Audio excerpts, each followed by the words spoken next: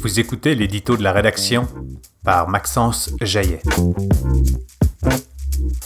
Le passage du Nord-Ouest, une souveraineté historique et un avenir partagé. Le Canada revendique depuis longtemps que le passage du Nord-Ouest est une eau intérieure, une position fondée sur un titre historique reconnu par le droit international.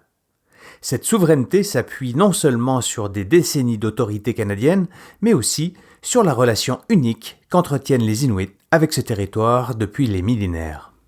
Pourtant, des puissances internationales comme les États-Unis continuent de contester ce statut, avançant que cette route est un détroit international. Des nations non-arctiques, comme la Chine, ambitionnent également d'utiliser ce passage pour leur commerce, menaçant ainsi de diluer l'autorité du Canada et de marginaliser les droits des peuples autochtones.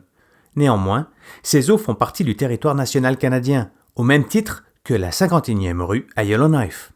Toutefois, il ne s'agit pas seulement d'une bataille juridique ou diplomatique.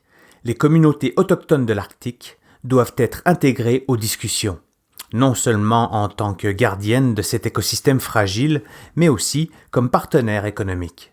Leur droit à l'émancipation économique est inaliénable. Ces communautés ont le savoir et la légitimité pour contribuer à une gouvernance durable de la région. La présence des voix autochtones renforce également la position du Canada sur la scène internationale. Inclure leurs leaders dans les négociations n'est pas seulement un acte de justice, c'est un atout stratégique. C'est un message clair que la souveraineté canadienne sur le passage du Nord-Ouest n'est pas un simple exercice d'autorité, mais un engagement à gérer ces eaux de manière responsable, équitable et durable. Dans ce combat pour le futur de l'Arctique, le Canada doit rappeler que ce passage n'est pas un raccourci pour les ambitions des autres nations.